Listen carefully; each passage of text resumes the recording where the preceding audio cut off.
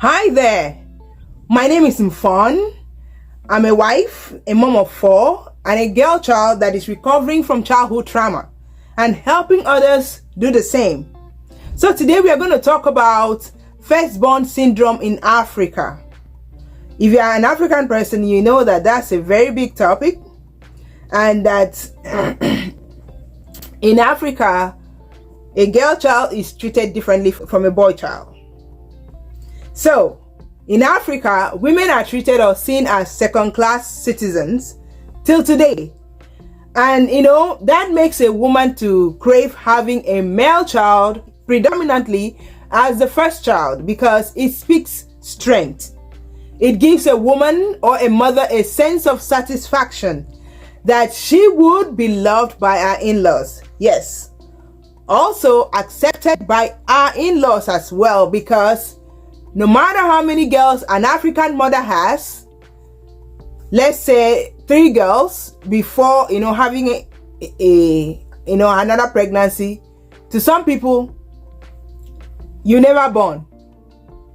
I mean, you have not had any children yet. Girl children are picking until you have a boy. So why do we put so much pressure on women for what they cannot control? It takes 2 people to procreate, a man and a woman, but one person would be blamed for it. Please let me know in the comments below, is it right? How can we come together to stop this mistreatment and false blame on women for what they cannot control, and help African society to understand that God is the giver, and in the eyes of God, we are all children of God. We are created in His image. We are His children, created in His image. The Bible says in Genesis chapter 5 verse 2, He created the male and female, and He blessed them and called them humans. That's NLT, call them humans. Having boy children has always been a thing in Africa. I mean, we Africans, we are the same. I remember a Cameroonian lady telling me, your in-laws will like you because you're having baby boys. My baby at that time, my youngest at that time was a boy, and I had another one, and she's a Cameroonian. So she said, oh, your in-laws will like you. That's why I said Africans are the same everywhere. She said that because that's what we do as Africans. And I also know of a lady that had 3 girls, and inside of her she felt she wasn't complete until she had a boy, and immediately she had a boy. God helped her. She had a boy as her 4th child. She stopped having babies. Just to let you know that if you don't have a boy in Africa as a woman, you are not complete. You have not had babies, because girl children are not regarded as children until you have a boy that will inherit the father's name or the father's property. I mean, this in a way can put too much pressure on women. So an African mother stands the chance of, number 1, losing her marriage because she has not yet given birth to a baby boy, and nobody cares about your health. Nobody cares if you see 1 more babies, or if you are financially capable to have another baby, because what people don't know is that having another child is a big responsibility.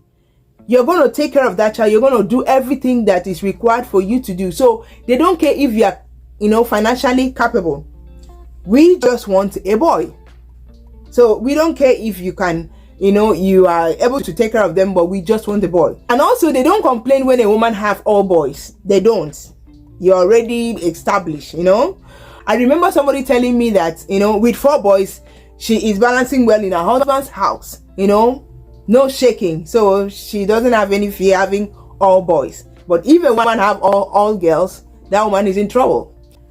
Number 2, she is mocked and threatened by her in-laws. I mean, are you an in-law? Have you done that before? Please stop. Because It's time we normalize and probably make it illegal to threaten somebody for what they cannot control.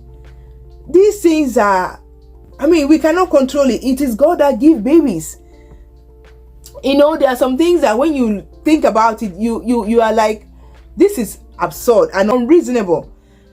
I don't know if I'm making sense. Please give me a like if I'm making sense, and subscribe to the channel if you haven't already. And the third one is, the society makes fun of her not being able to have a baby boy, and she's looked down upon.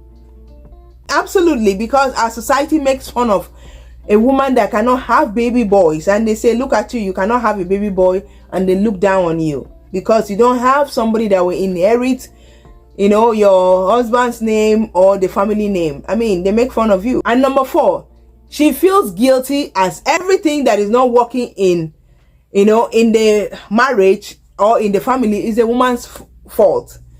We Africans, we are fond of blaming women for everything that is not working.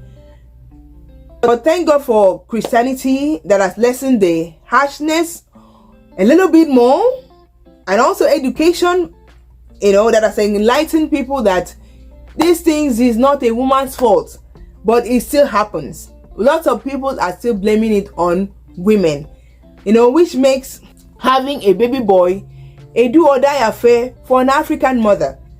Who wouldn't want to have a baby boy so that that person will be loved and accepted by our in-laws? Who wouldn't want to be seen as mother? Because even when you have girl children, you've not have baby yet. You are not seen until you have a boy. That's why firstborn, son is always the male version of his mother, because the mother craves it so much. Have you noticed that Nigerian mothers love their first son so much? I have seen it in many occasions. African mothers, Nigerian mothers, they love their firstborn so much, because to them, he brought so much satisfaction to me. He made me feel like a mother. Oh, I'm gonna love him so much. Yes, African mothers, Nigerian mothers love their first son so much. Absolutely. That's why you see a lot of of them spoil them, because they pamper them so much. So firstborn son is God's gift to a woman and to the family, and they are usually pampered as the heir. Since this child brought satisfaction to the mother would love him in such a way that he would be spoiled and so entitled, believing that people should always do things for them. I have noticed a lot of things in firstborns, and number 1 is, most firstborns don't know how to cook or take care of themselves because their moms do everything for them. I have seen it in many firstborns. That's why they are so irresponsible. They don't know how to do anything because their mom did everything for them. To their mom, they were special, they were gifts, so they don't do anything. Their moms do everything for them. They clean up their mess, pick up their mess, do everything for them. That's not a way to raise a child. That's not a way to raise children. I believe that if a boy can eat, a boy can cook. So every male or female should know how to take care of his or herself. So mothers, we shouldn't do that. And another thing I've noticed about firstborn is that since they were told from day one, the day they were born, that they will inherit their father's property, they become so entitled and lazy. Yes, usually firstborns in Nigeria are so lazy, so entitled. Oh, my father is I have this property, I have this property over there, so what's the point of working? They become so lazy. And since they know that they have inheritance, they don't do anything. And number 3, because they are mommy's favorite, the mothers will turn blind eyes to their bad attitude and selfishness of their son, bossing their siblings and controlling them around because he is the first son, not knowing that that is not right.